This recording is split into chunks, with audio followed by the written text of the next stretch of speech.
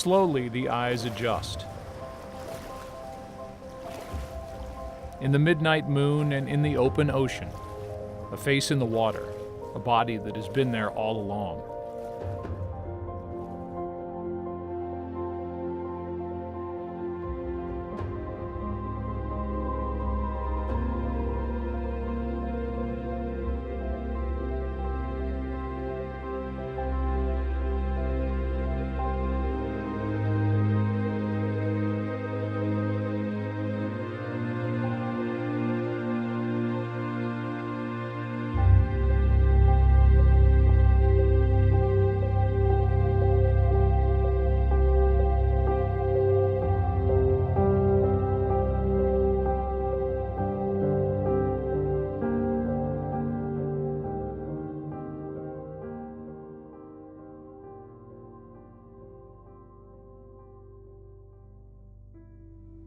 I was at my mother-in-law house in Ferguson, on the other side of Ferguson.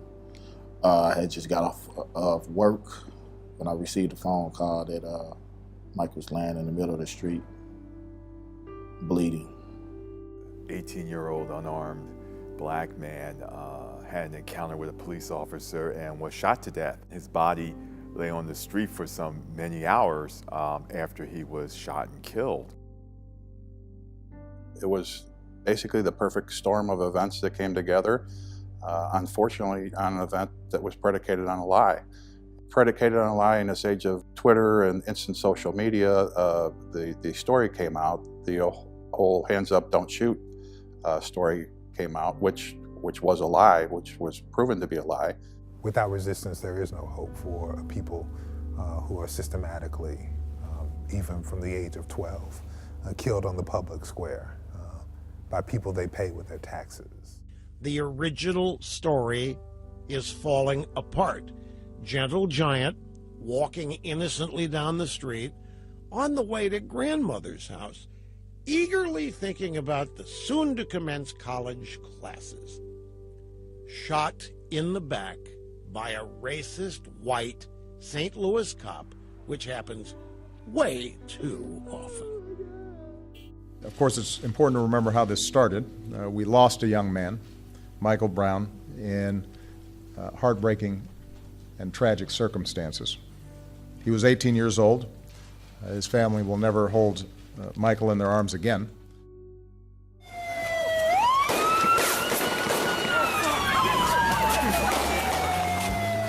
I woke up, boom in the gutter, and I shuddered and recovered. Another summer getting number, going under, man, I wonder is it ever gonna stop?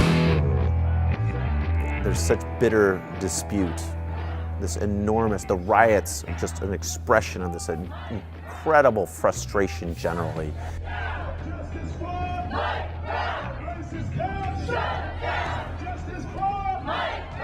There's not one incident, there are just thousands of incidents. The point is, there's a problem, now we see it, what are we gonna do about it? Henry is an eclectic guy. Henry. So Henry is this like all-encompassing person, kind of wild man who has done everything. I suppose he is a true Renaissance man. Who was he back when I first met Henry? He was a very disheveled, disorganized, torn, dirty clothes wearing dude. When Henry was a baby, but his mom told me this story, his head was so large that when he was crawling, he sort of dragged his head. So, I mean, I can just say, whenever I have to go to the batting cage, I have to, find a helmet that will fit. He finished his PhD, he got a master's degree in computer science. Run the Boston Marathon, he has done an Ironman before Ironman was really even Ironman. He got an MBA and then a law degree, and while doing the law degree he got a French law degree, and then he got a specialized law degree in America. So he had a brief run early on with a French chanteuse who wanted him to introduce rap music to France. First thought that came to my mind was Richie Cunningham. I think that's related to his days as the rapper. I became the honorary French consul for France to Missouri.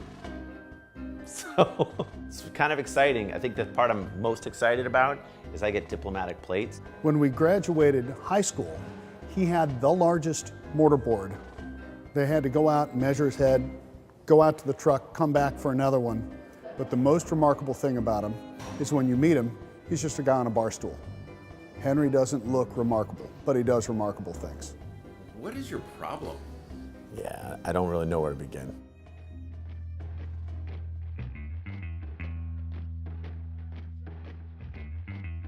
So when Henry called me and said, I think I'm going to swim around Manhattan Island, he sat down and he told me, and I immediately, literally, figuratively, like jumped in, like, okay, what do you want to do here? Why do you want to do it? And it was clear, I want to do something to help my community. In the aftermath of Ferguson, what can I do? A lot of people say, I get it, you know, what does open water swimming have to do with Ferguson? These things are way far apart. When Ferguson happened, it's very difficult. I actually remember I was working at Washington University and I had a colleague who was in China, and he said he saw all of the Ferguson unrest in Shanghai up on the big screen, and he's from St. Louis watching this international news. And in the immediate aftermath, I would have French citizens that would want to see Ferguson. They didn't want to see the Arch, the City Museum. They wanted to see Ferguson.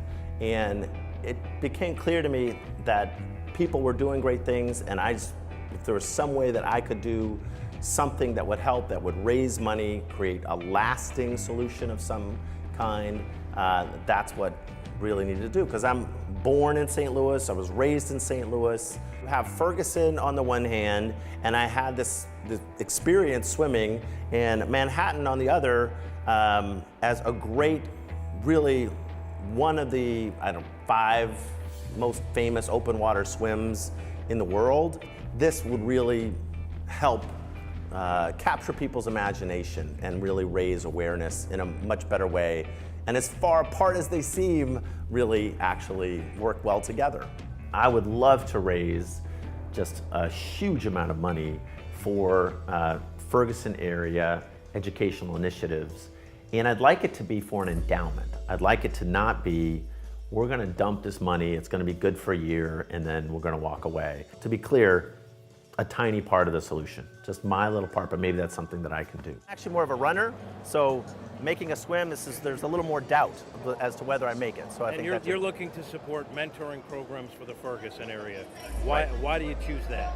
So I was a big brother for 30 years. So Big Brothers Big Sisters is really big for me, but I think that educational and mentoring initiatives generally are just really a part of the solution, part of, again, not the whole thing, but the part that I can play. And I work at Washington University, so education's particularly dear to my heart.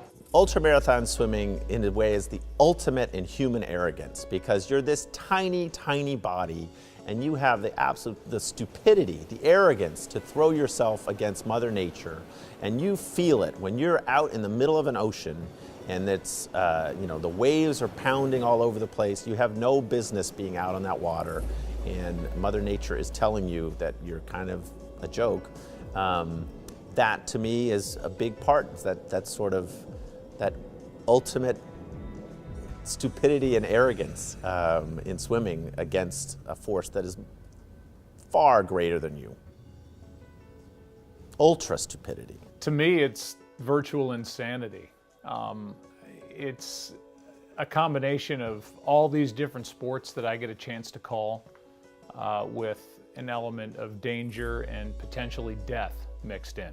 So to me, it would be like playing a World Series in the ocean, or a Super Bowl in the ocean, or a US Open in the ocean.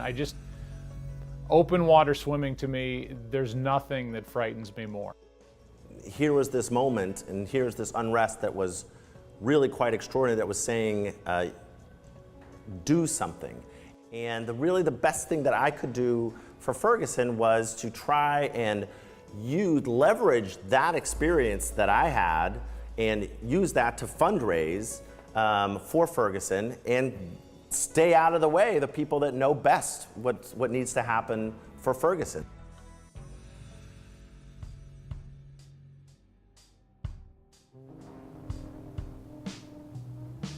Should I? Yeah, I'm trying to think if I should even talk about the Ferguson issue. I don't know if I should comment on that.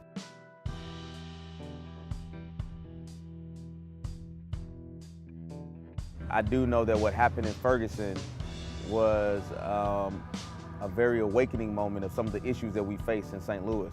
And not just Ferguson, and not just St. Louis, but I believe in the entire country. Some issues that we're having racially, socially, economically. I think that those things came to the forefront on that day in August. When we look at the policing in 2014, it was something new, it was something that none of us had ever experienced. That transformed things. August 10th changed the conversation. As a St. Louisan, I felt very identified with the problem and the issue, and obviously they haven't got a solution now. Different officers will respond to that situation in different ways, but Darren has said time and time again, he told me he was asked by one of the grand jurors, well, why did you chase him? And he said, it's my job. That's what the citizens pay me to do. What should he have done differently that day? Call back up. Call back up. If he was so much of a threat, why did you get out your car? So, yeah, just call back up the proper procedures. You know, he was trained. He know what the proper procedures are. You know. Some officers would have driven away, but Darren thought that to protect the community and protect his fellow officers, he needed to pursue that individual. I think folks who find themselves in enclaves of homogeneity ultimately are impoverished. I think people who don't understand that we are all wrapped up in a garment of mutuality, they really don't understand how the world works. If you don't answer us or you don't talk to us or try to figure out what's wrong with these communities, we're going to get you to hear us. Really what happened in Ferguson was, I think, more of a spark that set off the emotions of people who hadn't been heard. There were so many people there for so many different reasons, and it became a situation where people who were there to protest peacefully were now intermixed with people who were there to do harm. People did something that others wouldn't have agreed with, but I continue to say that kind of resistance is in the tradition of the Boston Tea Party. When we started looking in our communities and we saw the jobless rate, the difference in education, and some of those other things, it just the water boiled out of the pot in 2014. Finally bubbled up in this perfect storm, and which led to the Ferguson unrest. The police, unfortunately, were the only face of government. People were frustrated with social inequity, education, the way governments were treating them, and unfortunately the police were the face. So we were the ones that were being vilified by the people. Police have a responsibility and an obligation to de-escalate. So Darren Wilson could have not cut off young people by cutting off the middle of the street with his vehicle. I think he took it upon himself to be the judge and the jury that day. If we had not seen the blood of Michael Brown on the ground, if young people did not say, this is too much, because this could have been me, and if, quite frankly, there hadn't been the remarkably irresponsible response of police, National Guard and others, to dramatize the reality of the deployment of expired tear gas on the streets of a suburb in the heart of America, you wouldn't be here talking to me. Y'all shoot innocent people. What the justice say? We ain't shoot. What the justice? Michael Brown was clearly a reaction that the community was saying enough is enough. So black people don't resist, they drown. It's not anything that anyone should be proud of at all, and I'm glad that not just Henry, but other people are trying to do things to be positive and help people.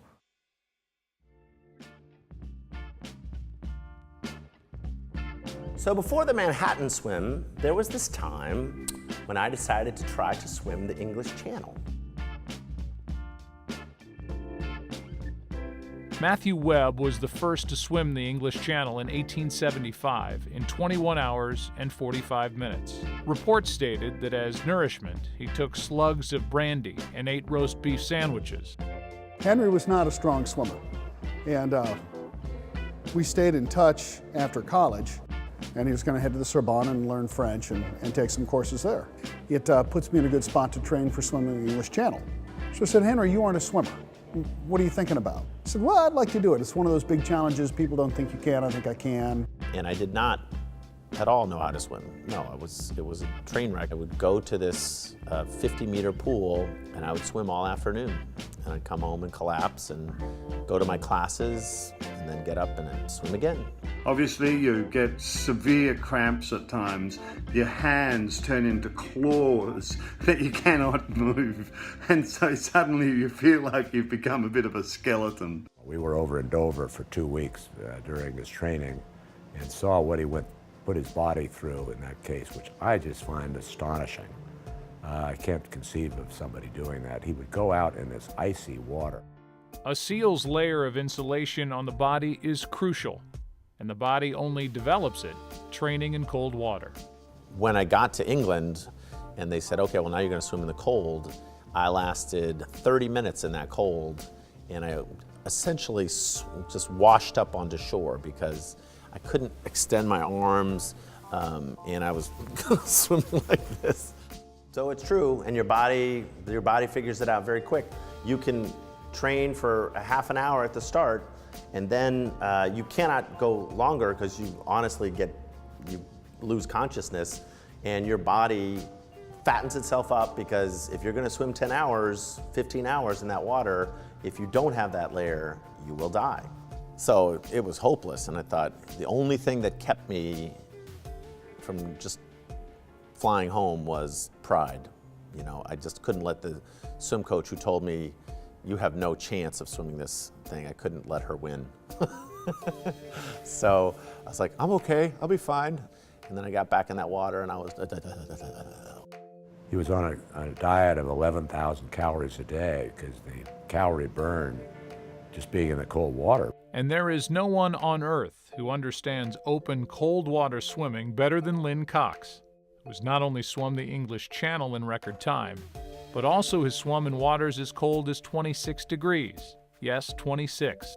There have been over 2,200 successful channel crossings. By way of comparison, there have been more than triple that number of successful Everest summits. For most swimmers, the English Channel is the Mount Everest of open water swims. And it's a huge goal because you've got strong tides and cold waters and weather conditions that are very unstable. And there's a huge mental part of that swim because often you'll have to wait 2, 4, 6 weeks or maybe an entire year and not even get to swim because the conditions just are not good enough. The other thing is that normally if you're swimming the English Channel or the Catalina Channel, you start at midnight or around then because the water and the wind is down and the water's calmer. So most of us don't spend all night awake. So you're already tired from not sleeping, and then you've done this huge effort for many hours. So by the time you finish, you're really wiped out. Phil Rush was such a legend for me. You know, when you really think about true heroes, to me, he's always going to be the open water swimming god. Rush, a New Zealander, swam from England to France in 1987 in a time of 7 hours and 55 minutes. Not done, he then turned back and swam to England, and on his second leg, actually set the one-way record from France to England, with a time of 8 hours and 15 minutes. Still not done, unbelievably, he swam again back to France, setting a new world record. That's correct, yeah, on actually 30 years ago this year, on the 16th and 17th of August, I was lucky enough to attempt the English Channel 3 ways. It had taken 4 years to get that attempt. I've never been twiggy. I've always carried a little bit of weight, never been able to get a six-pack sort of thing. So, and that was always good. And we would be doing a lot of cold water swimming before we hit the English Channel. Some of the other things in the English Channel, of course, you've got big boats going through, 2 to 3 rugby fields long. You've got 300 of them every 24 hours going through the channel, and you've got a couple of hundred going across. And like Everest, there are fatalities. Douglas Waymark died in the Channel participating in the Enduroman race. Back in 1988, there would be another fatality. Only 1 week after Biggs made his attempt, Renata Agandi, a world-class Brazilian swimmer and only 25 years old, would prove another tragic casualty. Renata is somebody who's it's always be such a tragic story. When we, see her, she'd come out and her lips were so blue and she was so shaking so much. I would say, are you sure this is a good idea? Are you sure you want to do this? And she'd say, I'll make it or I'll die trying. And people say that stuff all the time. It's a sort of bravado. But, obviously, given what happened after, it took on a much deeper meaning and a much more tragic meaning. She would die 8 miles off the French coast from complications related to hypothermia. Though she had trained hard, was in the bloom of youth, and was world-class fast, Agandi had not trained long enough in the cold waters of the Channel. Yeah, so this is where it all happened. This is where they lathered me down in lanolin, and I looked out across the way, far away space, and I thought, holy shit, what have I got myself into? So I started out, and I think I hit around 6 hours. I was really cold for those 6 hours. I mean, it was never not cold. I was really cold, and then I was out of gas. And I said, wow, you tried hard, you're not gonna make it. So I said, I'm just gonna make it. I wanna tell the boys back home that, I made 6 hours and a half, not just 6 hours, because I'm not gonna make it, but I wanna at least have the maximum amount of time. And so I went by 15 minutes and stop and I'd say, okay, I think I have one more stretch of 15 minutes in me. And then around hour 8, hour 9, storm came in, it got very rough, very wavy. The waves started getting fairly big. I would say they were 10-foot waves. I'm not great at that, but they were big enough that I could not sit right next to the boat. I had to be one wave over, because if that boat was sitting on the top and I was at the bottom, you just found yourself getting sucked up and slamming on top of the boat slamming on you. And by the way, it's kind of ugly, but if the boat lands on top of you, you're disqualified for having received help. Now, how getting slammed by a boat is help, I don't know, but that's it, you're disqualified. So you can't get touched by that boat. You gotta stay away from the boat. Then I think I had something like 25, 30 minutes left to go, and there was lightning. And so the Coast Guard, or whatever the equivalent is, called and said, all swimmers out of the water. And my guy said, okay, I'm taking him out of the water. And then he let me swim, which, was really good in the end, but, might have fried me, but I'm glad it didn't. So, and I could not believe when my knee, I couldn't see anything because it was pitch black when I finished, but my knee hit the ground, and I just couldn't even process that I was, I thought maybe I've hit a rock and I'm gonna be back in the water again. Am I disqualified because now I've touched land or something? Biggs would make the crossing in 12 hours and 59 minutes, starting at 8 a.m. on Shakespeare Beach in England and finishing around 9 p.m. that night off Cap Gris-Nez in France.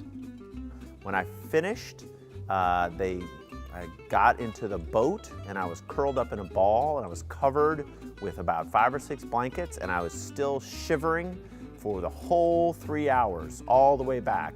And that was just awful. I mean, and I didn't even want to take a shower. I didn't want to have anything to do with water for like the next 3 weeks.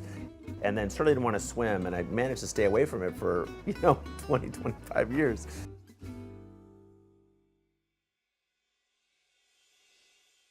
Well, Ferguson, Missouri, I believe it's a case about some people believe there's a slight racial injustice over there, if I'm correct. And I think that is an issue that happens across the country, and a lot of people, fail to give it as much notice as it deserves. Now let me welcome everybody to the Wild Wild West, a state that's untouchable like alien nesting. So I tend to side with Mike Brown, I guess, but mostly just when I think about the time, I just think about how sad it is. The officers. And why is that? Because he was a thug, man. He was a thug. I can kind of see both sides, honestly. The cop was wrong for shooting so many times, and I don't believe that Mike Brown was just out doing, nothing wrong. Diamond sign looking like a Rob Liberace. The whole him attacking him kind of thing, I mean, it's not like that stuff doesn't happen. Where the truth lies, I don't know. I just know that our truth right now is that there's mistrust, and that's unfortunate for everybody. California, city of Compton. Thank you. Ferguson affected me quite deeply because I was born in St. Louis, raised in St. Louis. There's this great divide that we don't want to talk about, that we don't want to address. And here was this moment, and here's this unrest that was really quite extraordinary, that was saying, do something. And that divide, and often, I'm sure there are little division markers everywhere, but the Del Mar divide that is often talked about, and actually we live right on that divide, has saddened me since I was a kid. So for those who don't know, the Del Mar divide is really that south of Del Mar is all white, and with some exceptions, north of Del Mar is all African American. Now, that gets, I think, even more pronounced the further east you go, but it's fairly true all along Del Mar. It speaks to the larger issue of this general divide that we have, and the general, what it really speaks to is that we're not talking to each other, that we find our own separate places to go, and because we're not together, we don't understand each other, we don't communicate, and we lose. It's distressing to me as an African American. I would be considered a successful African American. It's distressing that all of these years have gone by, and all of this lip service has gone by, and certainly people have put blood, sweat, and tears into this, and we haven't moved further than we have. There were some startling statistics. Commission looked at zip codes from one zip code to another, which were 5 miles apart. The infant mortality rate was vastly different. The life expectancy rate was vastly different.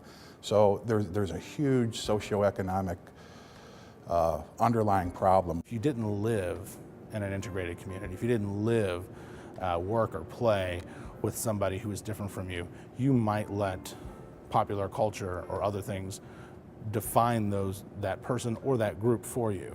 And I think we see that a lot, and I think it's really fed into what people's prejudices are out there, and what people, when they see somebody in a hoodie, when you see somebody dressed a certain way, whether you see the person and they're dressed like a biker or they're dressed in urban attire, we have this predisposition already in our mind, oftentimes because of popular culture.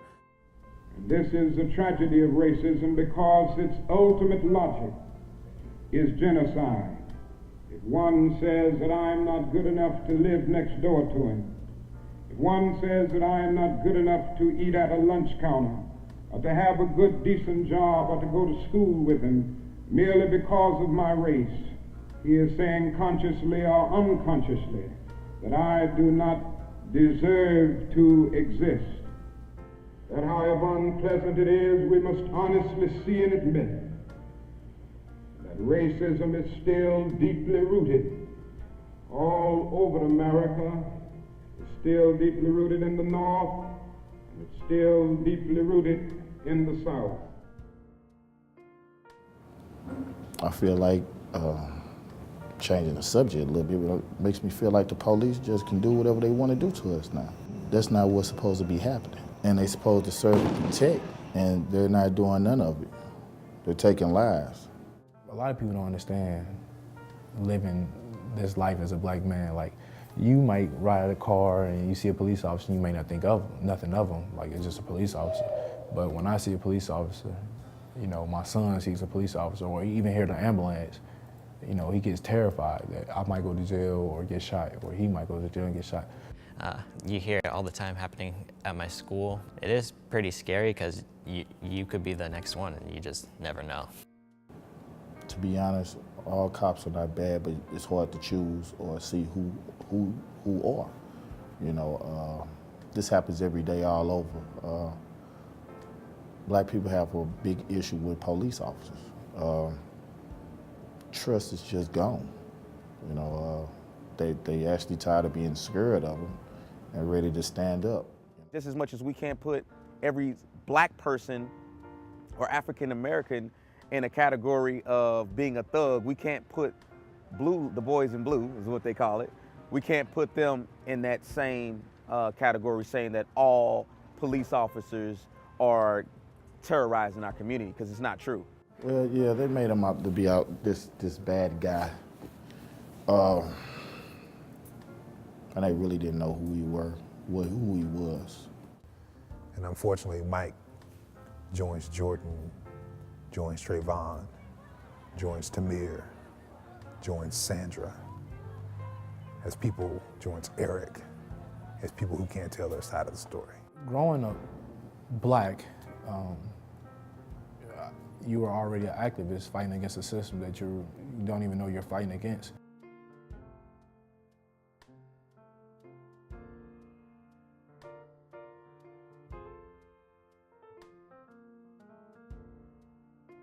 One of the things we have to face in this country is that for a time, we were a racist state, and it's no getting around that. Well, the one big thing that happened to me in St. Louis was being accosted by the police at Plaza Frontenac some years ago. It was because I was this suspicious-looking character in this mall.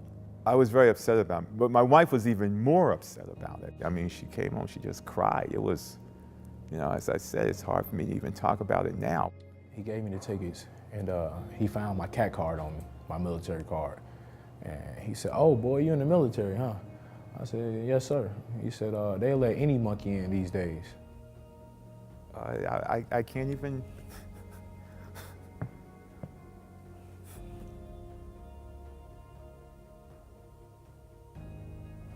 We were beginning to walk, and they was like, "Don't walk. It's a green light. You jaywalking." I'm like, "They not worried about us."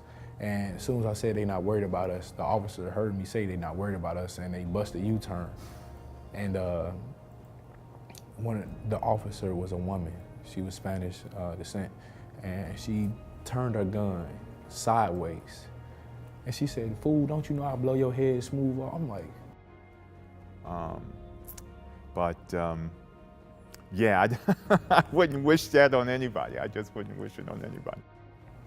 It was just embarrassing to hear those words. It angered me. I have a high regard and a deep appreciation for my friends who happen to be white, who have placed themselves in emergent experiences, who see themselves, intentionally place themselves in places where they're in the minority, or put themselves into emergent experiences where they might learn about the realities of their own privilege, so that they might be aware as they move in other spaces. The course of my lifetime, I'd have to say this is probably not an uncommon experience. Reverend Wilson, when is the last time you swam around Manhattan Island? I've never had the opportunity to swim around Manhattan Island. I think of the great challenge of the audacity of taking on big things.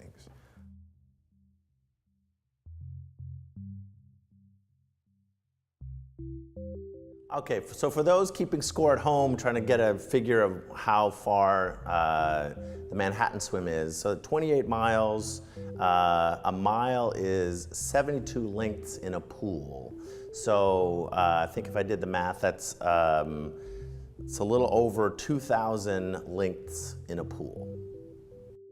And so, 27 years later, with the backdrop of Ferguson, Biggs would take his Speedo off the shelf for the cause. Henry has been in New York City for over a month and a half preparing for this swim. I came to meet Henry from his association with the Sibos group, the Coney Island Brighton Beach Open Water Swimming.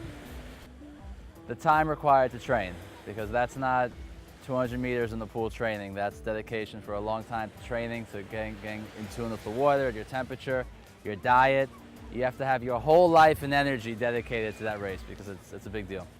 One of the biggest deals, actually. I'm very sorry, but that's a big deal. Sorry. The training required for long distance swimming is just out of control. Henry swims every day of the week, maybe save one. He also swims multiple times a day. I've been doing a lot of swimming. I'm really, really done swimming. Swimming in lakes, swimming in rivers, 50-meter pools, 25-meter pools, oceans, extremely cold pools, random beaches. I swam in a pool that was actually in a lake. What does it take to swim 28 miles in New York water? Water that is, to say the least, different from the Atlantic Ocean? And what does it take to swim in New York's cold? You're just cold. There's no, oh, I'm getting used to it now. No, you're freezing the whole time. Henry was looking for a cold water swim. He got it. I opened the pool early. It was 52 degrees. It took him a full 20 minutes to get in the pool, just putting a foot in first, holding it till it cramped up, getting back out. There's a pretty good chance that I don't make it. I've got to swim, I'm 25 years older than when I swam the channel. I've got to swim at a certain speed for 10 hours. It's 27 miles. There was these two parts to the whole process, and it was very challenging to sort of train all morning and then spend the afternoon calling when I really felt like I was about to pass out. But for those two to connect, for there to be this connection between this swim and Ferguson, that hard work needed to happen. You needed to call people. You needed to find out whatever you could do to raise the maximum amount of money for that swim. Yeah, I'm worried. He's putting a stress on his body that's pretty extreme. It's a river right by New York City, and your mouth is full of that water, and that's just gross, man. I think it's a really tough swim. I have never done it because of the water quality issues. I've heard about people who, when they're doing the swim, they'll take their mouthwash and wash out their mouth every 20 to 30 minutes so they don't get sick. I learned that from doing a swim in the Nile River when I was 17 years old, and got so sick before and during the swim that I almost passed away. I almost died. I don't think that I would. I've never really spent a lot of time in New York. I don't know how it smells. I think if there were a smell to it, that would certainly put me right off. And there's a day when you're like, I really, really, really don't want to do this. Really all done. And you're tired. And there's nothing really, to me, more unpleasant than waking up early and then jumping into cold water. I mean, that's just the recipe for a heart attack, in my opinion. So to do that, and then not just do it once, but do it day after day, and your training goes on for 6 months. Excellent. Making great choices there. The Manhattan swim is unique because, unlike other open water swims, one has to crucially time the swim with the tides and be fast enough to make the turn before the tide changes. There's sort of 3 stages I see. There is getting into the East River and making that turn, because it's an estuary, so the tides are going to change, hit the Harlem. Harlem goes up to Spuyten Duyvil. It's not the danger that the East River has, where if I don't make it in time for the East River, it's over. The tide will change, and there's no surviving that. You're just pulled back, and you just keep going back. One of those unlucky casualties would be Paul Downey, a gifted Australian swimmer who found himself only 100 yards from the turn when the tide changed directions. It was so frustrating. So at the end, I think I was about an hour and 3/4 later to start than I was meant to. So that hour and 3/4 meant that by the time we'd finished coming up East River and getting into the Harlem River, the tide had turned. So to get past Devil's Island, I think it's called, I was starting to go backwards. From then I knew that it was all over. The day of the swim was very exciting because the weather was so questionable all week long that, if I remember right, we found out at, I think, noon the day before that it was going to happen the following morning, and so we suddenly had to scramble and get everything collated and organized for all the feedings and clothing and whatnot, and so it was a dramatic start to the whole event. It's going to happen. You know, to me, it will be a little, if something happens and I don't make it around, that will be upsetting. There's no way around it, you know. Be a success in its own way, but I mean, I really, for all the swimming, you know, if somehow I got yanked out because there was a lightning storm, you know, it'd be hard for me to just go, oh well, you know, I mean, way too much work.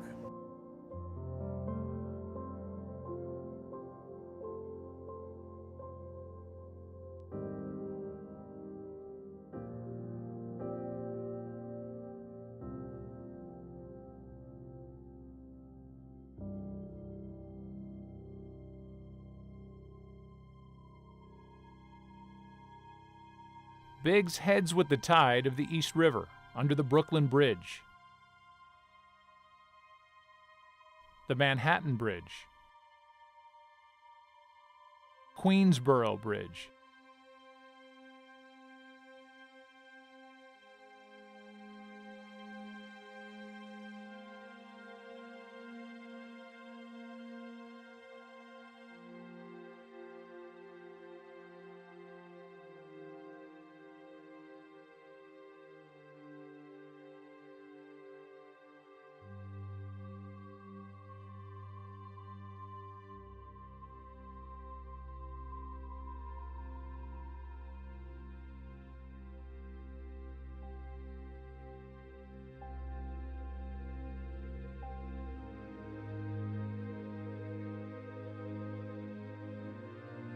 at about 2 hours, and Biggs has made the turn into Hell's Gate and wide open water.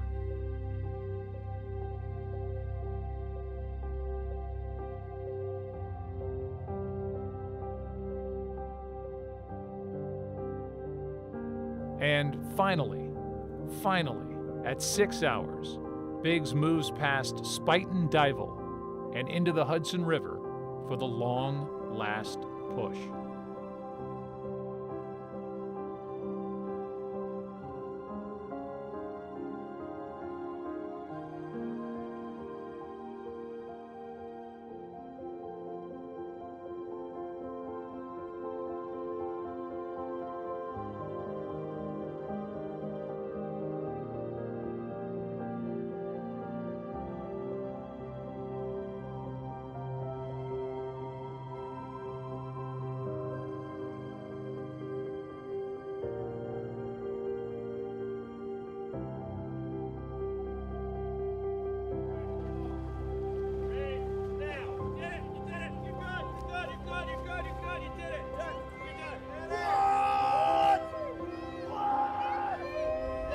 Henry has conquered Manhattan.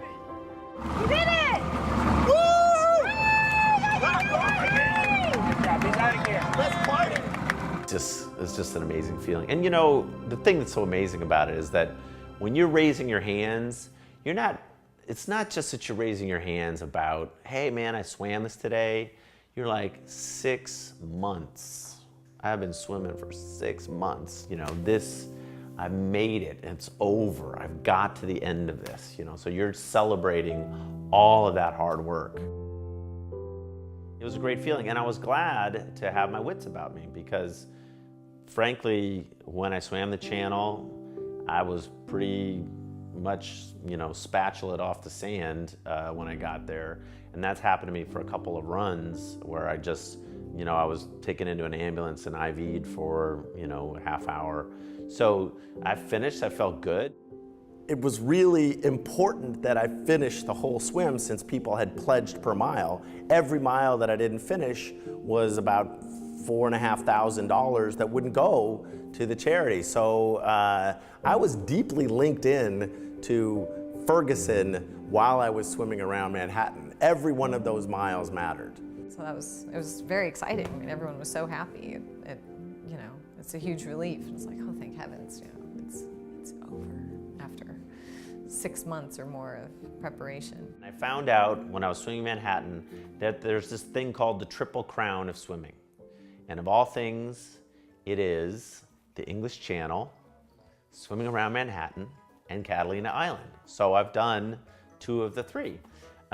So that would naturally push me that way. But then I went and looked at the site and they said, and the person with the record for taking the longest to complete all 3 is Joe P.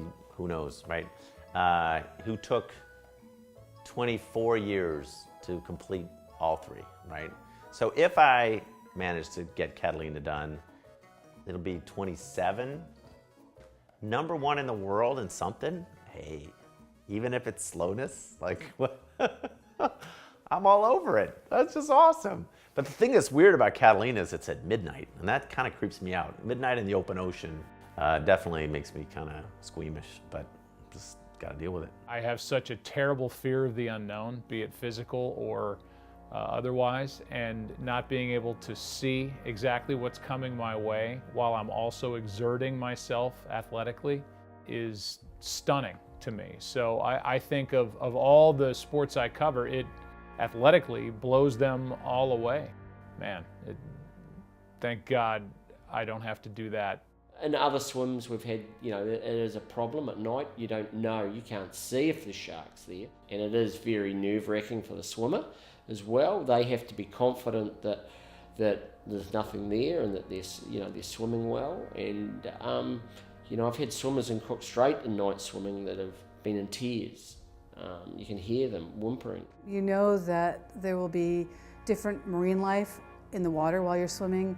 Some areas there are problems with jellyfish or stingrays or man-o-war jellyfish. There might be sharks. One of the swims, a helicopter started buzzing around over the top of me, and I thought, oh, this must be a media camera, and it's obviously taking a fair interest in what I'm doing. And in fact, I thought, well, maybe I'm out in front. And anyway, I got there and said, God, what was that all about?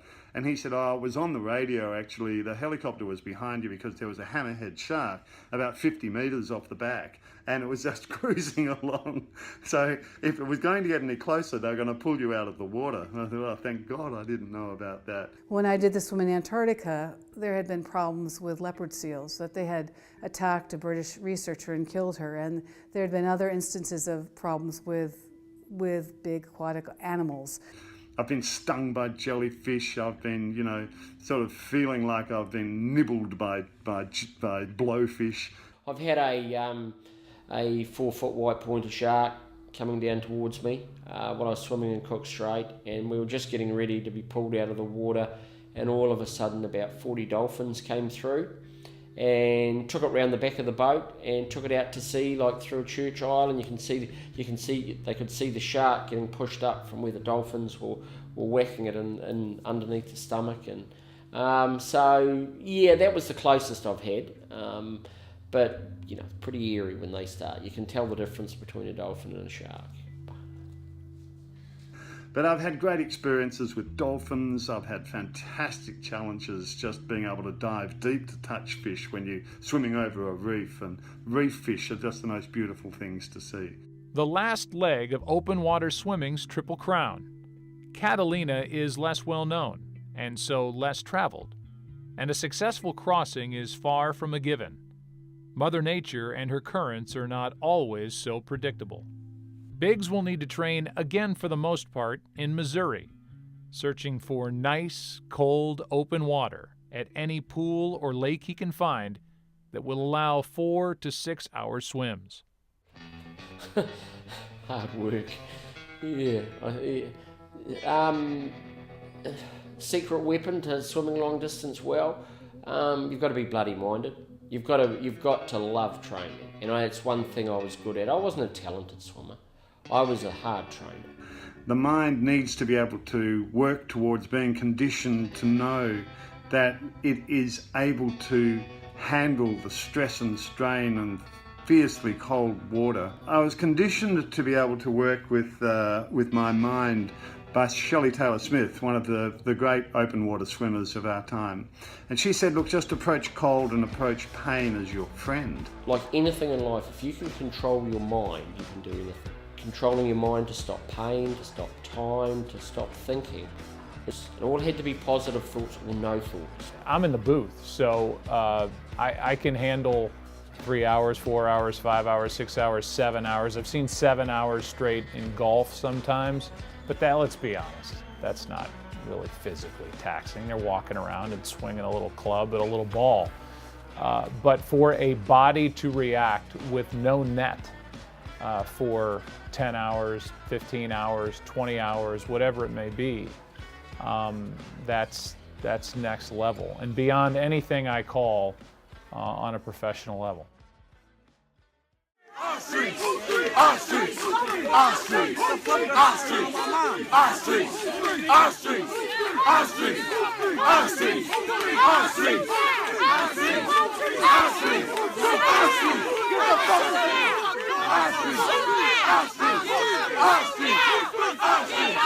our streets,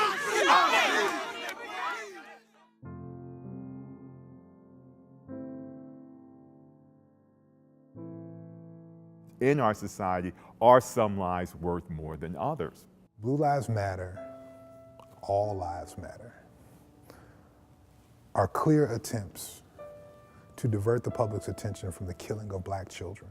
All lives do matter, you know, from Black Lives Matter to Police Lives Matter to white, black, Hispanic, all lives do matter. And there's always been concern that society doesn't value the lives of black people as much as it values the lives of other people. I would have to say that Black Lives Matter has history on its side and as proof that that's true. When you say Blue Lives Matter, I think of police. And I know some really great police officers that are not destroying our community, that are not involved in police brutality. And I think that we need to give those people some honor and respect too. They're putting their lives on the line. And when you're in the middle, it's pretty rough. And so you have people pulling you from both sides and pulling you based on different things. Some people are pulling you because you're uniform. Some people are pulling because of your race. Some people are pulling because you're from the community. So you've been pulled in a lot of different ways. And so being in the middle of the road is where I knew I had to be. But I think just the burden of trying to make sure that our city stayed whole, that our community stayed whole, that people stayed safe on both sides of that road. And it was in that gathering that Jeff Rorda coined the phrase Blue Lives Matter in a black sanctuary in Black North St. Louis, standing beside black pastors who had been lied to about what that statement was. And for the record, dollars and cents changed hands and went to the pastors, some of the pastors who stood in that press conference. So Blue Lives Matter is alive from the very beginning. I think the whole thing, from both perspectives, is that there was a lack of respect. Blue Lives Matter, all lives matter are opportunities for people to swim around the issues without going through the reality of their own culpability. And I say that about black people, white people, wherever they are. Blue Lives Matter, all lives matter are statements that black lives really don't matter. We can't just talk about you. We've got to talk about all of us. And quite frankly, Blue Lives Matter is a rallying cry to say, we're going to, at your expense, rally support for us. And frankly, sometimes when I see the things that happen at Ferguson, it wearies me, it frustrates me, it angers me, because then a lot of the responses are, I can predict what the responses are going to be.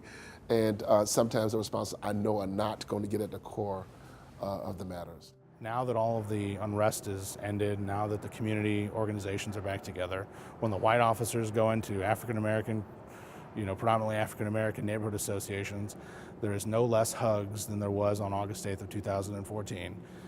There's probably more because of everything that's happened. And I don't see, our residents on the whole looking at those officers and saying, you can't protect me because you're white. Now, the other part of that is there is obviously a disconnect between a lot of members of the African American community and law enforcement. I mean, I think that's been pretty clear nationwide in that conversation. We have to, especially for those people who feel that they need to have more of a connection with the police department, we have to be able to break down those barriers to encourage those African American young people to take a role in policing and be part of the law enforcement. If you want it to be more representative of your community, you have to partake and be a law enforcement officer. When you think of Darren Wilson, what comes to mind? Murder. Darren thought he was going to go back to work for the Ferguson Police Department. He still wants to be a police officer. I still don't think he's realized yet that he can't be a police officer anymore. His statement never wavered. It was always the same. He did an amazing job that day, and unfortunately, his life as a police officer is over. Cop versus society. It looks like that because that's what you read, that's what you see, that's what you hear. Is it a white and black issue? No, it's not a white and black issue.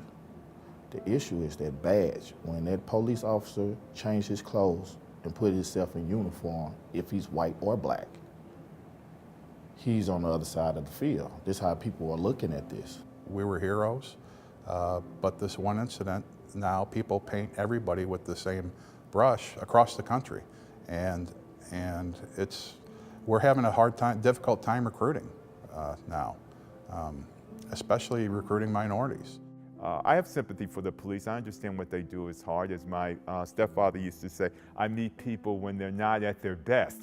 We had an officer here last year that was ambushed in his car, African-American officer, simply because he was wearing a uniform and was shot in his car. So Black Lives Matter, Blue Lives Matter, all lives matter. It's this awful death rate, this awful violent murder rate that's going on, and what's being done to address it, what's being done to ameliorate the situation. Life here for African Americans, men and women as well, and children, still remains more challenging and more difficult than it needs to be. It's harder than it needs to be.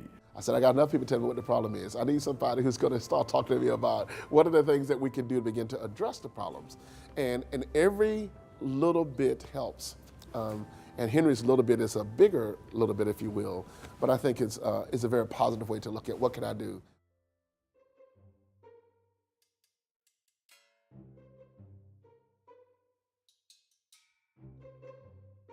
Then it's out to Los Angeles. How do you feel about the local wildlife, Henry? On my last week of training, got asked again about sharks today. I'm telling you, man, I'm so sick of that shit. It's really irrational, and I blame the media and humanity for this, but you're very scared of sharks. I mean, you've got to be thinking about it. You're jumping in midnight. It's pitch black. You're in the Pacific Ocean, and you're going to be swimming all night. And what is the name of the harbor that's right next to where you're jumping in? It's named Shark Harbor. So you're like, oh, that's fabulous, you know? We are on Catalina Island, and we're prepping for the big swim that we've all been thinking about for about a year now, since some person whose name I don't know, and that's probably a good thing, told my husband that he had yet another swim to do. Yes, here we are. Today's the day. What am I sensing? A little there? bit of bitterness, a little resentment, a little sarcasm. No, it's exciting. It's good. Henry's feeling well, and that's nice. He's had a couple bumps along the road this summer, and I'm glad that he woke up this morning feeling ready and healthy and in a good frame of mind. So, the Catalina Channel swim is a big swim. It's a long distance because of the currents, and usually a swimmer will now swim probably anywhere from 22 to 26 or 27 miles. In the meantime, the currents are remaining uncooperative. The pilot called about an hour ago. He said that the current is going the other way. The currents on any swim are a huge challenge, and that's what makes it so different than pool swimming. On a pool, you know pretty much you're going to make it to the other side, but with an ocean swim, you don't know what's going to happen. So the logistics of Catalina were very challenging. We learned that we had to take a taxi over the top of the island, which was on a dirt road full of switchbacks and bison. In two harbors, the final waiting begins, alone and in darkness. Final thoughts, final stretching, final preparation, final prayers for Mother Nature to change her current's direction. Well, swimming at night's really different than the day because you don't see as much. I mean, everything is sort of closes down around you. You swim through black water. You look up at the sky and the sky is black. You can see a few pinpoints of stars, but there's not a whole lot of light. So it's really easy to get freaked out as you're swimming along because you can start feeling things moving under or around you. The other thing is that with the night swims, if you're not used to swimming at night, you can become really disoriented. Nothing, like nothing. Like the only thing that you see is your head goes up and you see the little light sticks flapping on the boat next to you. And all you got to think is just that smoothness of your stroke and not thinking about anything touching you. No, I would not. I wouldn't swim in the open ocean at midnight for 5 minutes, let alone 5 hours or 15 hours. Just the idea of swimming in the open water at any time of day is not appealing to me, let alone at night. So my answer is easily no. Sort of loneliness that is quite marked when you are all alone in total darkness. You realize that, it's nice that you have a kayak that's kind of in range and you have a boat there, but really if something decides to eat you, there's nothing anybody can do. Nobody can see you. You'll be gone. It's just, you just gotta hope it's gonna be okay. You're just out there by yourself.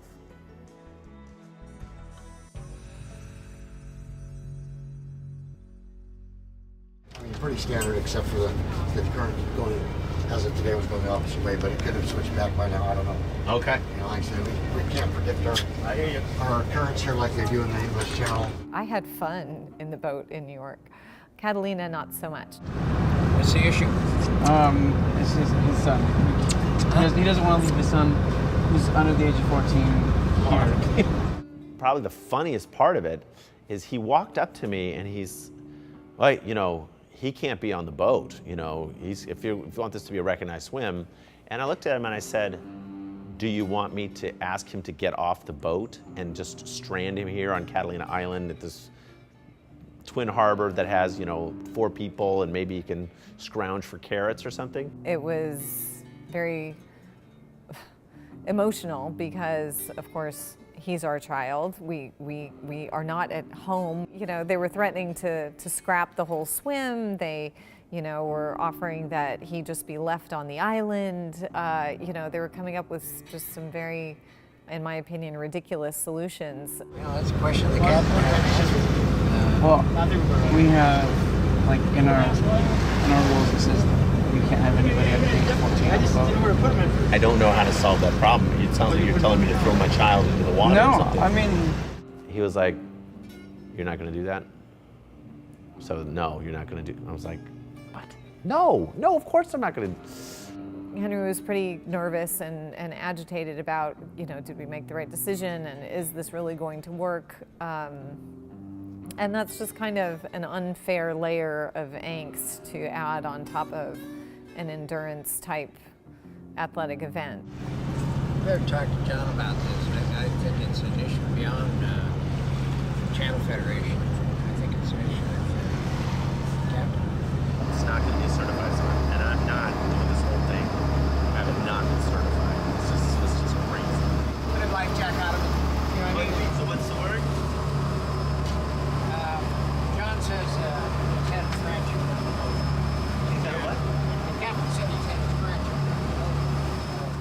Maybe one of the things that was the most frustrating, and I was fairly agitated because I was starting my swim, was that I had talked to the pilot well before the whole thing happened, and I said, I have this 12-year-old, we'll keep him with a life preserver, but we really wanted him to be part of it, and he said, yeah, that's great, no problem. So for there suddenly to have been a problem when I had contacted and I had pre-approval was just something I hadn't seen coming.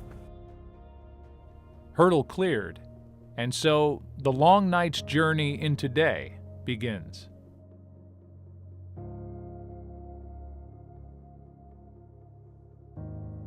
Glow sticks are placed in the swimmer's suit, in their goggles, on the kayak, and on the main boat.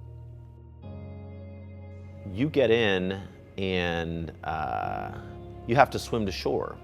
And it's only about 50, 80 yards, but the shoreline is, I couldn't see, so I don't know, but is very rocky, very barnacled kind of feeling.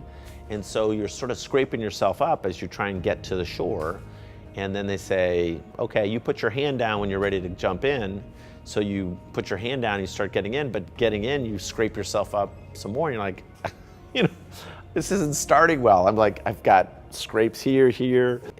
It just feels like a bad idea to be maybe having a cut that's sending out blood. But that's kind of what happens because it's so rocky. It was very hard because he couldn't really see what he was doing, and he didn't know as he was climbing up on these reefs if he was going to hurt himself or not. God, this is so bizarre. Henry, when you're ready. Yep, just like that.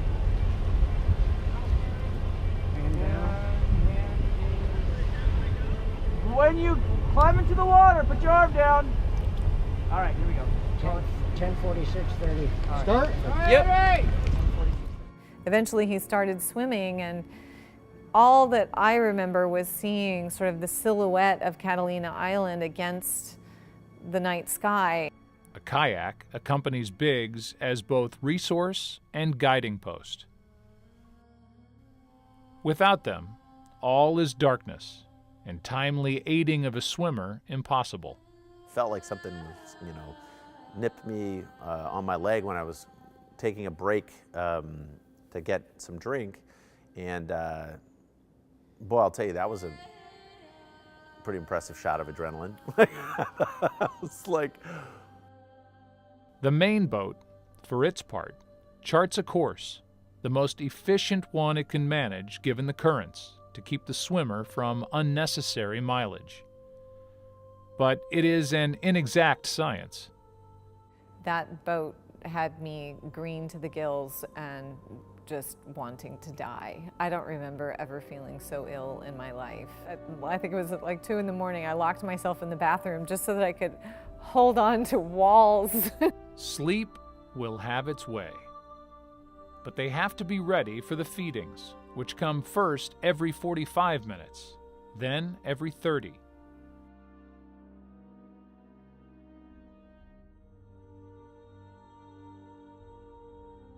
Kayakers grow tired as well. It is common to trade off between kayakers because of the fatigue. 4 hours. 5 hours. 6 hours. Through the endless night. The next goal becomes surviving to daylight, hoping for the energy that the sun and daylight will bring.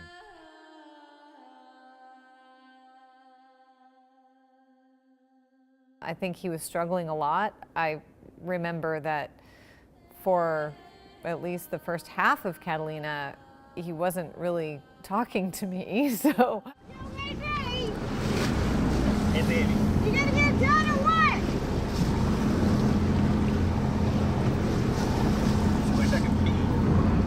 I want to say hour 5, hour 6, it started becoming difficult. Yeah, it started becoming, very hard to release. And then by, I guess it's almost like a cramp, it just stops. It just won't release. So, and it's very painful. It's very, because what you're doing is you're swimming, you're doing this, right at that spot over and over and over again. So you're just like, Hey, Henry. Henry, is it the pressure or is it a burning feel? I don't know. It can't be. Okay. Pressure. Okay. I'm getting like half of it out. All right. So it always hurts, but whenever it gets really bad, then I can go just a little bit, but it doesn't go fully. Okay. About a third of the way and 5 hours in, so that puts us at a 15-hour swim as opposed to a 10-hour swim. And I'm hoping he makes it. Traveling more slowly, but how much more slowly? There will be no way to really know until the day reveals how close the other side is. In the meantime, we wait. Kayakers change shifts, and Biggs swims. Speed, 1 minute. Got about a third out. Okay, well, at least we got that. If he wasn't voiding at all, I'd be a little more concerned because he's just got a little bit out there. And what we have to do with males especially, and I don't know why, we never have the problem with females, is we have to get them peeing early on in the piece. As soon as they start holding on, they have troubles, and then they get really bad back pain and going from there. Fortunately, that bladder can only distend so far, and the urine starts backing up into the kidneys. And that back up into the kidneys, it can actually cause the inside of the kidneys to swell, what we call hydronephrosis. Typically, that doesn't result in any long-term damage, but if it continues long enough, it certainly can. Otherwise, if you do hold on, there's consequences, and you're also hydrating all the time with fluids, and you need to pee. It's healthy to pee.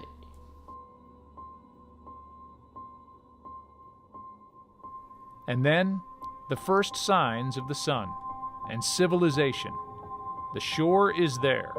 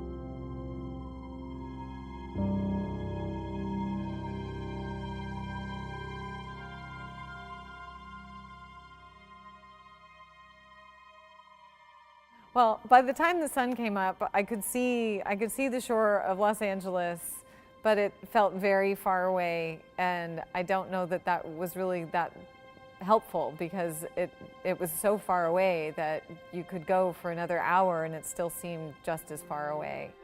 Biggs continues, but the swimming is very slow now. At 9 hours and against currents, it is not looking hopeful.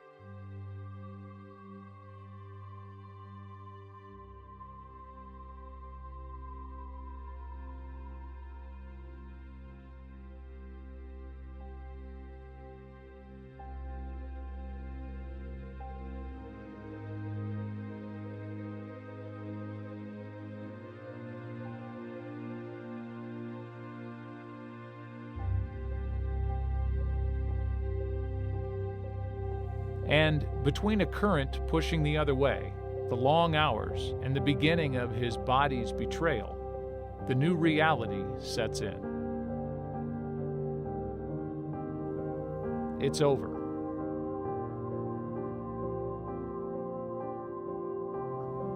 It's just over.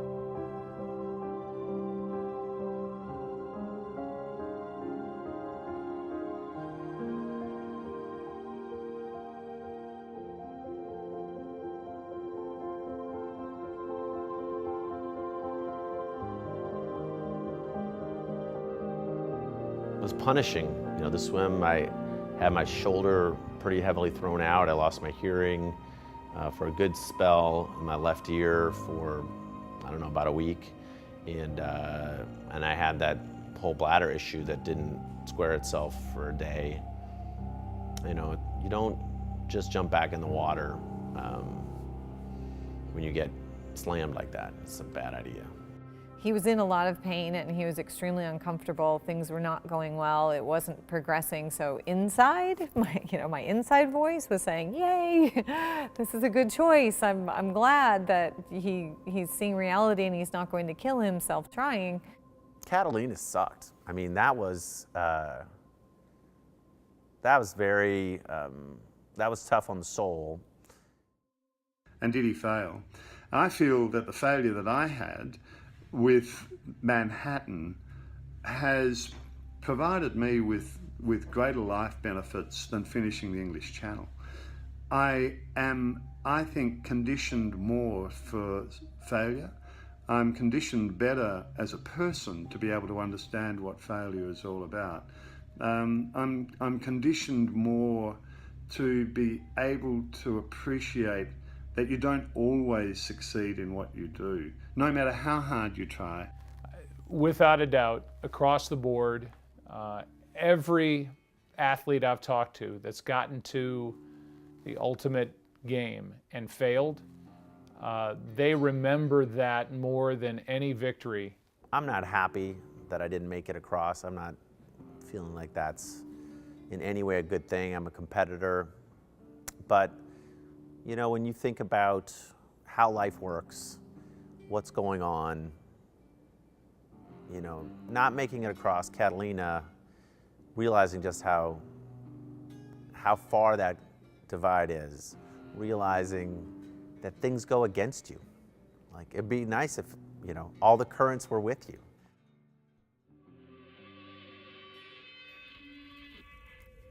I do almost feel like right now the world is on fire. Like, you know, we've got to find some place to start talking to each other. The solution is a very long process of caring for one another, mentoring for a long time. You know, I'm in a very interesting situation now where Jamil, as many know, is my younger brother. It's been true for 30 years.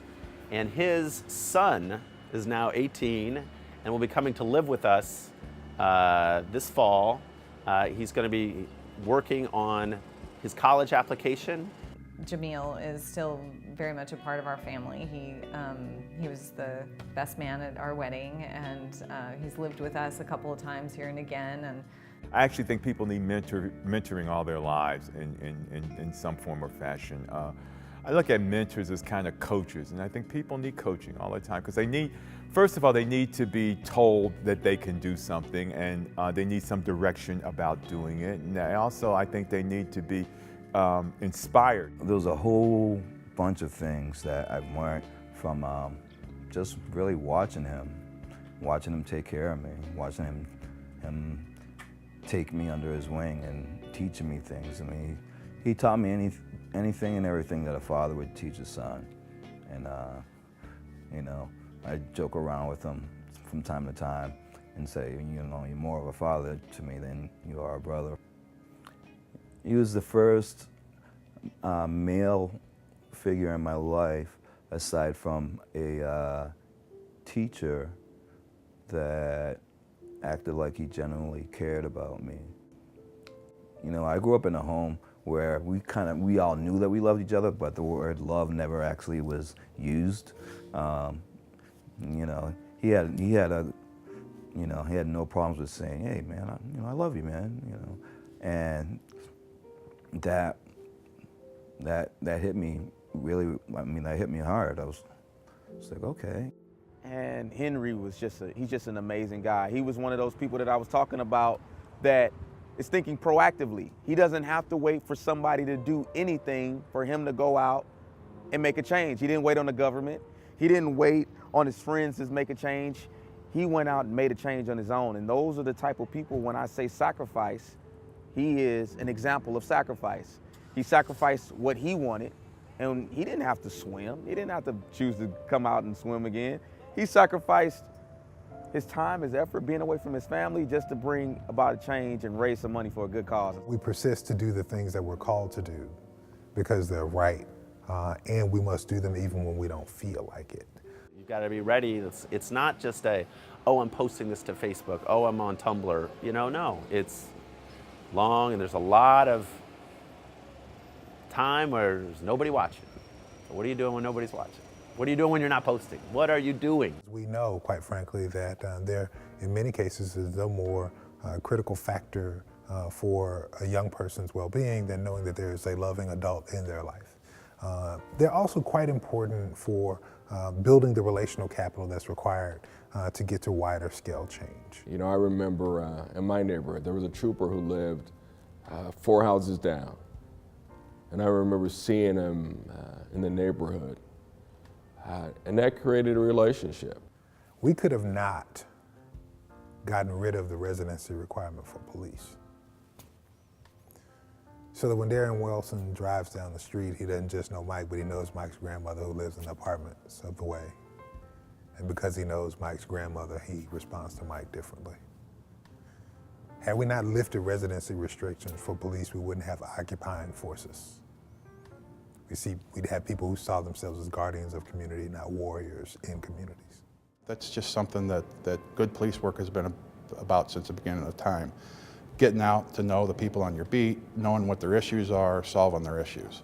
Be open to them, be open to their suggestions, and that's where trust and the relationships are built. We should, if we respect each other's positions, and first of all, respect each other as human beings, then we don't have to go through these types of things. At some point, when you walk away, you want to know that you've contributed something. It's not about you. You just want to know you've contributed something. You've made a difference. You've left something better than it was when you showed up. And his even attempt at doing this would definitely have that impact. That I don't question. I think there are, when we think about the bigger issue of swimming to Ferguson, to me, I think in that way it's very poetic and fits, even if it's to my misfortune, fits very well with the difficulty and maybe even the question, like, do we get there? Do we get there? I could give you the answer that Chou En-lai gave Henry Kissinger when Henry Kissinger asked him about the meaning of the French Revolution, which is to say, too soon to tell. I could give you that answer. In a way, it is too soon to tell. I think Michael Brown will be quite an important person here in St. Louis. I think it will be, his death will, I think, be remembered for a long time. Heartbroken. I think a great sense of loss. I think like any father would be. He shook the world up. I'm sad to say that my son opened doors for other families. Just because Mike didn't get justice, he getting justice in a different way. There's a lot of families that's getting justice, He opened that door for them. For people who feel that he died wrongly, I think people will feel that they should be inspired by his death in order to try to move St. Louis forward in some way. And if that winds up being his legacy for a sizable number of people in St. Louis, I think it's a good thing. A young man that gave up his life so that we can all have the opportunity to change our own. I've had a lot of time to think about it because I've had my head looking at the bottom of a pool for a really long time, and I've been in waters for hours on end thinking about the relationship between open water swimming and all of these swims and Ferguson. And even if we aren't breaking new ground, that we keep revisiting the issues and we never forget, because there's always going to be this urge to sweep things under the rug. So I think that's the first and most important thing, is that we do need to talk about these issues. If you say you've heard them, you need to hear them again. So there's no guarantee of success in for Ferguson, we just have to fight the fight. But I think your obligation is to fight the fight. Thinking about Michael Brown being me or my son, you know, how would you think? Where would your mind go? It wouldn't always go to peace, but to put that inside your system, like I'm going to do something peaceful, it's hard. It's very hard, but it's when you got people all doing it together, you know, this is what a family looks like, you know, to go through triumph and still overcome it with love and peace is something strong. It shows real strength. And so for me, I've really focused on the youth in our community. And I think that that's where our change comes from. I think when we look at our youth, we're all impacted by that. If you put your treasure in a place, your heart will follow, your passions will follow where you place your treasure. My God, I don't know anything that we treasure more than our time. The question is, where are we putting it?